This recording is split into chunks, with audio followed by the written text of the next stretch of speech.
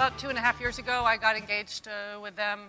I was in Tokyo for one of their meetings that we just had here as well. And I started working with a group of people on the data dictionary. We did a pilot project, and Ian Chapman was part of that group. There was probably about, I don't know, 6 or 7 countries at that time, and it evolved over the couple of years. And so now we're up to about 18 countries. We have a call every Monday. I do a morning call with Europe. And then in the afternoon, I have a call with New Zealand and Australia. So we have this whole network of us working on the data dictionary and how we all could use it and how we could move together. But Hovart's going to talk a little bit about that. But then about a year later, I was asked to be secretary of the UserCom. That's part of looking at the users that are using our standards, not the technical side.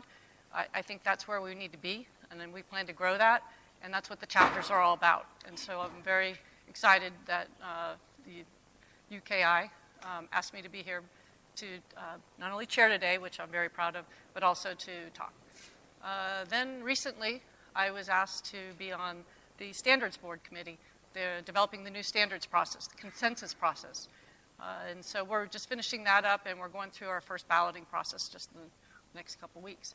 So that's kind of what I do. But in my part-time, I also do a real job. I work at VDCO Tech. That's a new startup we have. We do BIM services, but most of it is, full across the line in terms of not only doing design and construction, but also operations, and that's my area, doing the data flow. And we've talked a lot about that yesterday, and we'll probably continue to talk about that. You can follow me on Twitter and look me up, but I'm not going to talk. So it's really interesting on IFC. When you talk about IFC in the States, and of course you guys aren't there like this, you guys are already on it. But, they basically, well, I don't use IFC. Well, I mean, of course, if they ask in a contract, I'll give them a file. Well, what file are you going to give them? You mean there's more than one? So we're kind of a little bit behind on that. But yes, there are. There are more than one.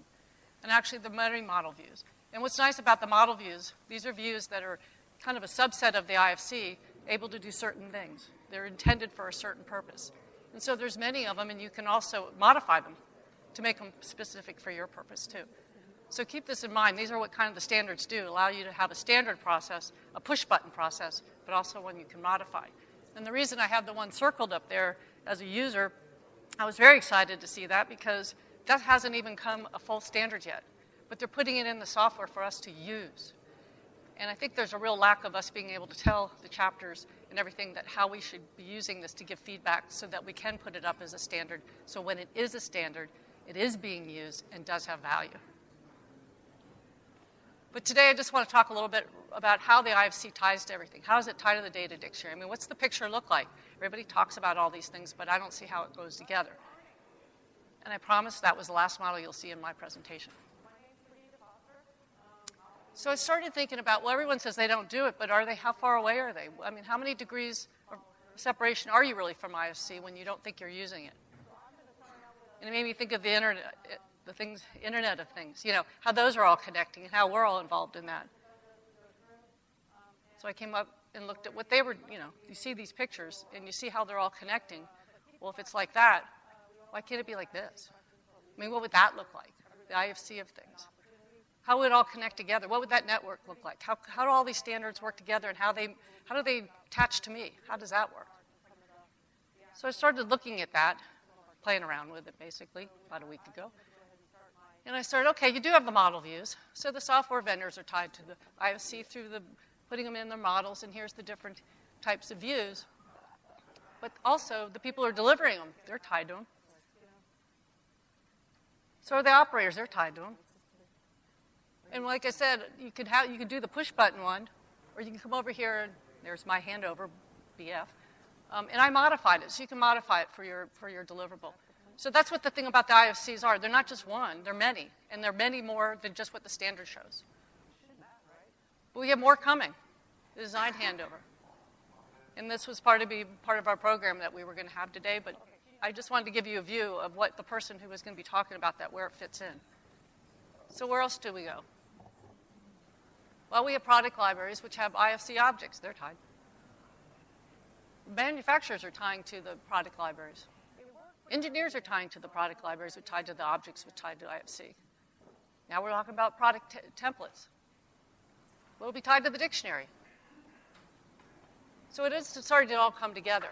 And then we're going to have web services that'll tie to all those that tie to that, to tie to the IFC. So you see, we are kind of an IFC of things, and we're going to keep going. But this is what However Barl is going to talk about. Not necessarily the network, but how you can do it, the missing link, the whole thing about the data dictionary. Owners, you're tied to it. You put BIM standards out that say you want IFC. You don't know what that means, but you do put it in there. So again, the BIM is tied to the software, which is tied to the model views, which is tied to the IFC.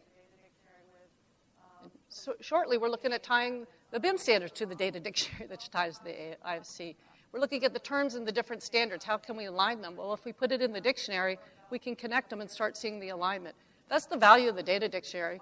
You guys, it's not just a little dictionary with just terms in it. It has relationships. It has translations. But if you hook to one, you hook to many. I was on a roll. The one I'm also proud of, really, is the one they're looking at now, which is a validator of the model views. Okay, so you're an owner. You're a contractor. You deliver it. You just push a button and hope they don't check it. You don't know if it's right. Well, we now can put model views together. And what that validators, what that does is allow those models that get exported out to be validated before you send them over, saying, yeah, it meets the model view definition that was intended for that deliverable. That's huge. How do you check a model if you don't even know what you're checking for? As a matter of fact, you're just pushing a button, and the owner gets it and doesn't know how to check it because they don't know what they're looking for, and so ever the deliverable doesn't make any value. This will make a value. And Rasa is going to talk about that. These are the type of tools we do at buildingSMART International. We try not only provide the standards, but tools to actually use them and make sure that the standards are being met. The one that we're not clear on yet, and we're going to talk about that, Bart's going to hit this one up. But I mean, how does GIS tie to BIM? And then, of course, how does that tie to IFC? Now this is extension. Now we're moving out further. But again, the network is growing. Then we're going to go through some trials. We're going to talk about our good friend Kobe. I have a love-hate relationship with Kobe, but that's another story. So owners, you have your BIM standards. You want Kobe, which is tied to an IFC standard. Software, you put it in BIM. You put in your tools, which then are used by the designers and engineers and contractors, which again is tied through. And then the operators get the BIMs that have the DIM information that ties back to the IFC. You get the point. But here's where I really want to talk about real quickly. And I came up with this about a couple months ago as I was traveling. The I in BIM. Okay, would you have your baggage handler, your contractor, your designer, baggage handler, pack your bag? Okay, you're going to California. Great. Man, let's put the suntan lotion in. Let's put the bathing suits in. Let's go. But you're going skiing. And you're going to look like this. And my point here is, even if you didn't decide to go wear your bathing suit and go skiing because it's too cold, you have to go buy new clothes. You have to reinvest because you have to go buy clothes you already had, and now you're going to have to go get them again. So I'm really encouraged by what they're doing in the UK by this. They're planning. They always have. EIR was kind of a start. But this is their plan of work, their digital plan of work, totally different in regard to data. So they have their toolkit tied to the contractors, tied to product templates, tied to objects, tied to IFC. And then the product manufacturers can tie. You kind of see where this is going. Now we're going to have product libraries. We're going to have web services. So you just can keep going. But the point is there is an IFC of things. And I think as users, and again, I didn't show a model. I didn't talk about all the little things in IFC. But I wanted you to get a feel for, as a user, these are the type of things we're doing. And this is the part that is tangible to you. And the ultimate, the data dictionary, my favorite, near and dear to my heart. But I do see it. I saw it a while ago, and now everyone's trying to kind of see it. And I really am really excited about it. And for buildingSMART International, because I really think this is a place to bring things together. And the dictionary is actually a really great tool to show how that all comes. Thank you.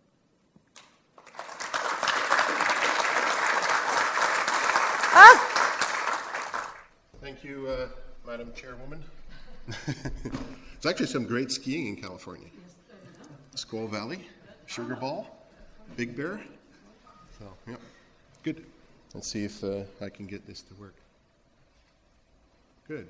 So my name is Bart Navarro. I'm here with my colleague Denise McKenzie. Denise, are you in the audience? Can't see you. Oh, there you are. Good. Thanks for waving. And as Life indicated, we're the dirt folks.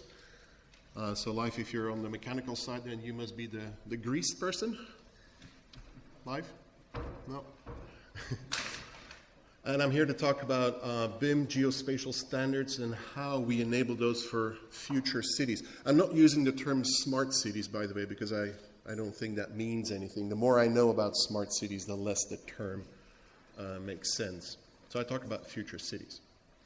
So I'll give you a quick intro into the OGC and then really go into the content of why we're here and why we're going to work together with the BSI, and then see in terms of those future cities where that goes. So this is hopefully the most boring slide of my 500 slides that I'm going to cover in my 20 minutes. So we are a not-for-profit organization. We roughly have 550 members in the industry. We got a 40-40-20 split. So we got 40% commercial organizations, 40% in research, and then 20% in government. We were founded in '94, so we're 21 years old this year, so just out of puberty.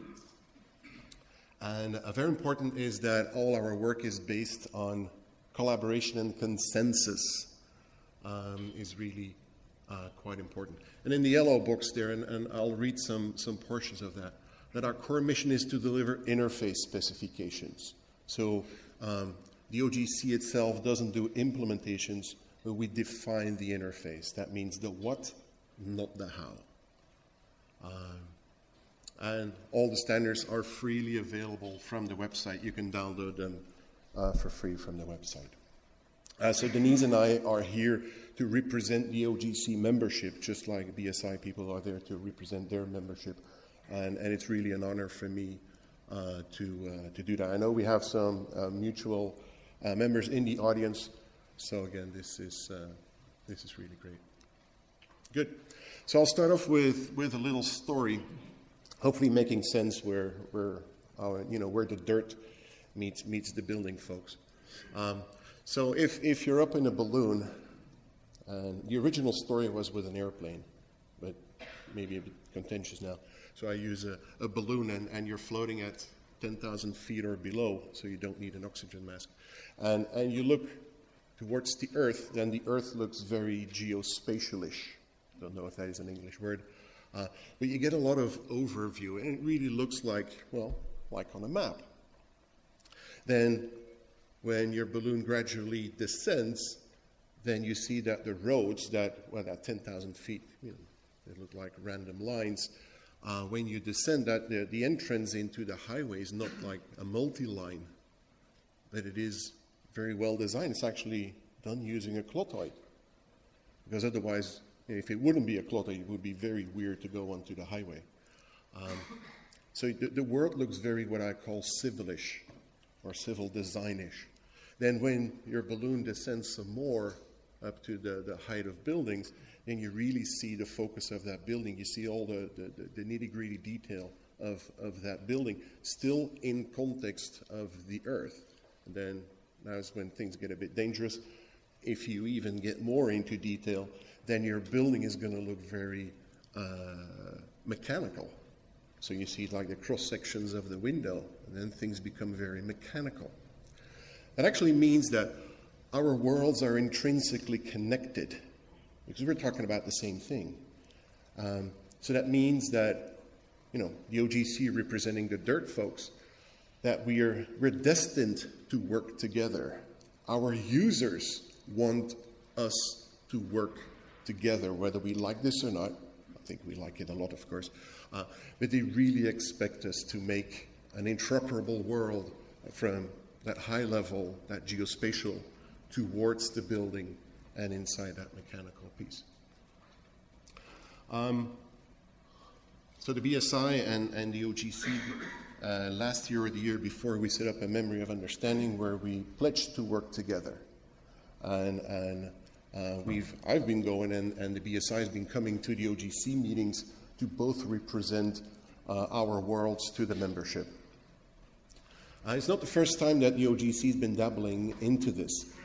In 2009, we set up a testbed where an OGC web service is called a web feature service. So it's a web service that serves geometry. And traditionally, a web feature service would serve GML, which is, GML is to the OGC what IFC is to BSI. So it's another encoding. Traditionally, a WFS would serve GML. In this case, in this testbed, actually the WFS was serving IFC, so that we made these IFC available over the web. I think this was, great. I'm still very enthusiastic about this. And within the OGC, we, what you call a BSI room, we call that a domain working group. And I'll cover some of these on CDGML, indoor, urban planning, land and infra, and 3DIM. I got some skin in the game here on 3DIM. And a previous life, I was at Autodesk, and I remember with John Sullivan. John, where are you? Wave? Okay, there's John. Together with Jeff Zeiss, we were in Orlando, Florida, cooking up how we could get CAD and GIS BIM integrated. And back then we thought that the OGC would be a good place to start the CAD and GIS interoperability working group. But luckily they abbreviated to 3DIM.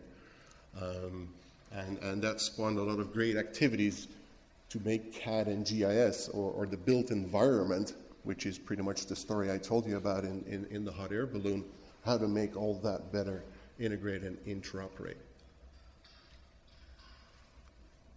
So, let me try and put this, so the same story as with the hot air balloon, but let's see how if I put this in a workflow where GIS or geospatial and BIM, where they situate. So what I have here, I know this is, you could debate whether this is true, you have to have it more detailed or more generic.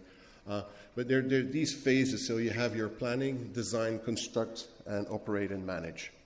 I make the distinction, though, in conceptual design and detailed design. I think this is important to make that distinction.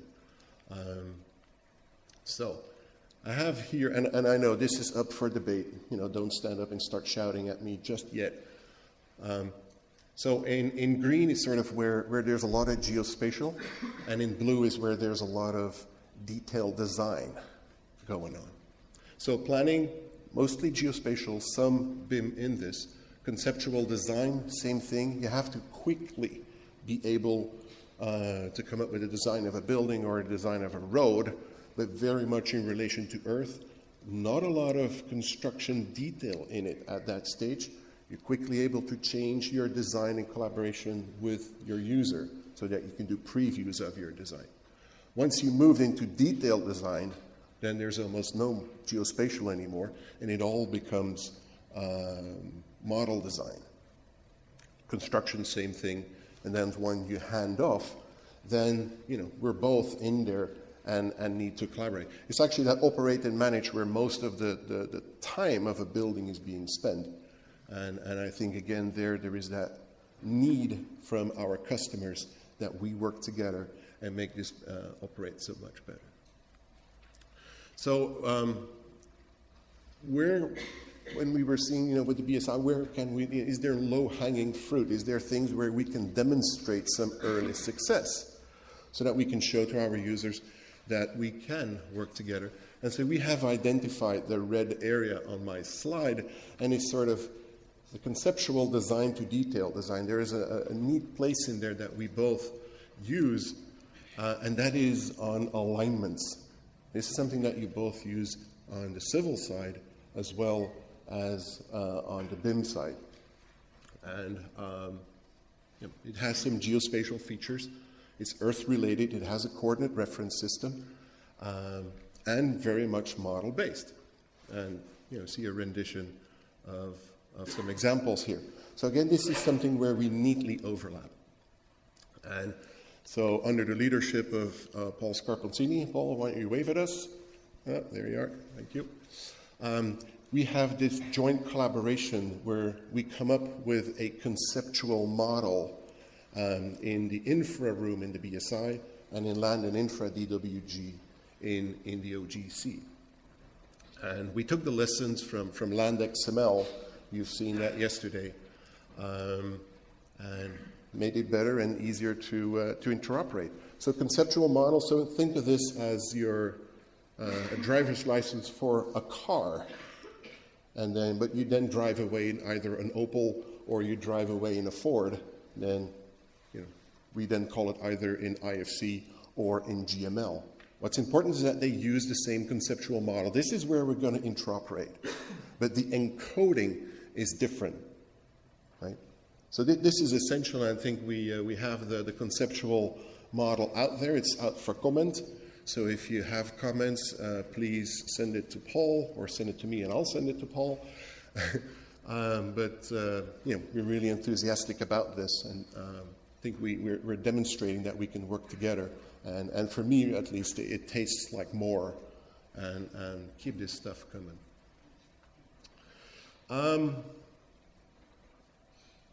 I think we know how to interoperate on geometry and attributes. I think we've mastered that. The next step is how we're going to interoperate on semantics, the meaning of things. This is going to be the next big thing. And again, this is an opportunity for us to work together. This is the world of models, of ontologies, of vocabularies, whatever you want to call them. So that, and the red line you see here is, and each time it drops down, is when things do not interoperate. You have to re-encode the data for you in order to move to information again. And this is a total waste of time. We should not allow, our users hate it. And that's why we need to better interoperate on the semantic side. So we are dabbling in it. We are sort of in the storming phase. But our users expect now that we start to normalize, that we can agree on some common vocabularies. And I think here there's an opportunity for the BSI and the OGC, but also the W3C. We also have an MOU that started last year. We actually, Phil Archer, myself, Denise, we had a workshop on this. It started relatively innocent, but it grew quickly out of hand. And our users were really super excited that we were setting this up. And again, I see big opportunity here to work together and to bless some of the common ontologies. For a lack of a better word, if you have an alternative for blessing, please let me know. But our users are looking at the BSI, they're looking at the OGC, and they're looking at W3C in terms of, guys, help us out. Tell us which ones to use. We see often that in projects, people define, the first thing they do is come up with their own vocabularies. It's almost like, vocabularies are like underwear. You never wear someone else's. And hold on. Am I making the point that I should wear someone else's underwear? Maybe not. Okay, move on. Next. So now let's tackle this topic of future cities. I'm not looking at these dystopian versions of future cities. I got this picture up of Blade Runner. For the enthusiasts, they're making a sequel. So I'm really looking forward. I'm a big fan of film noir and neo-noir films, so we look forward to this. But that's not it's more these kind of things. In real cities like we have them today, they will not look different, future cities, by the way, but we'll use them in a different way, and they'll interact with us. We heard Internet of Things, we've heard big data. Although I must say I'm not a fan of big data. I went to a lot of big data conferences and research things, and it always comes down to my big data is bigger than your big data. And I'm not a fan, anyway.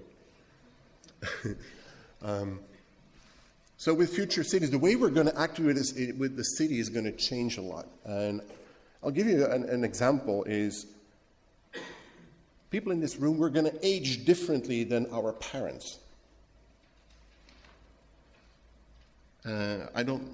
Not sure why, but maybe because we were born in a digital, or we're digitally savvy.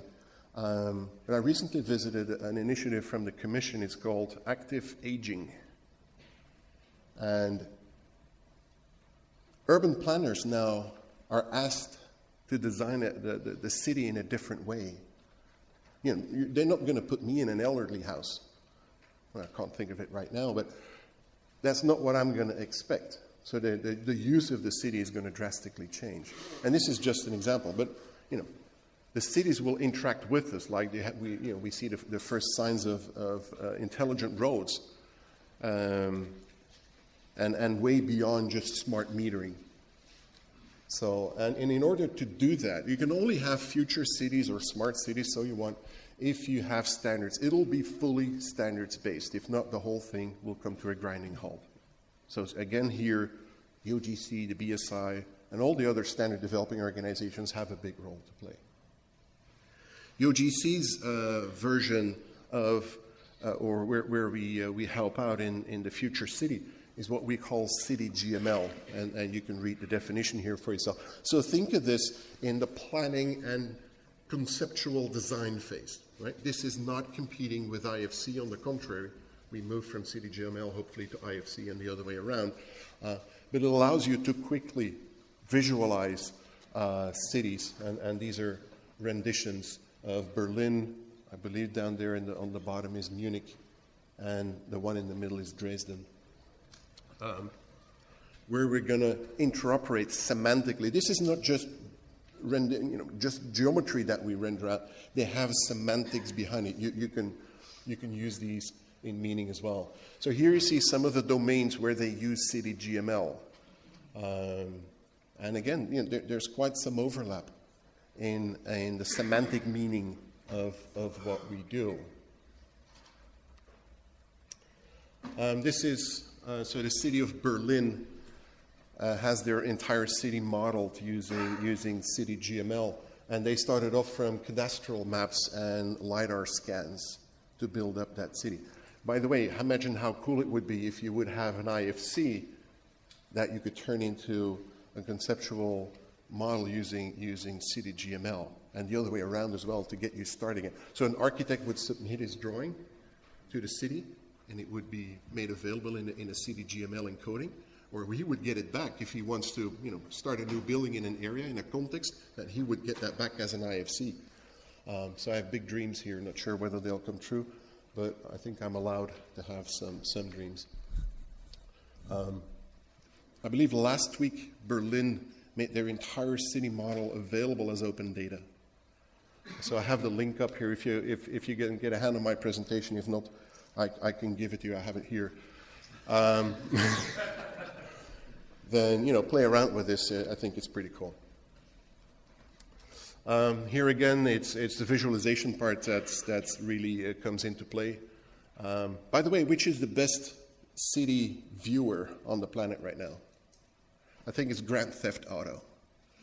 And why I say this is gamification is something that I haven't heard, and so I bring it up here. But this is definitely something that we need to look into.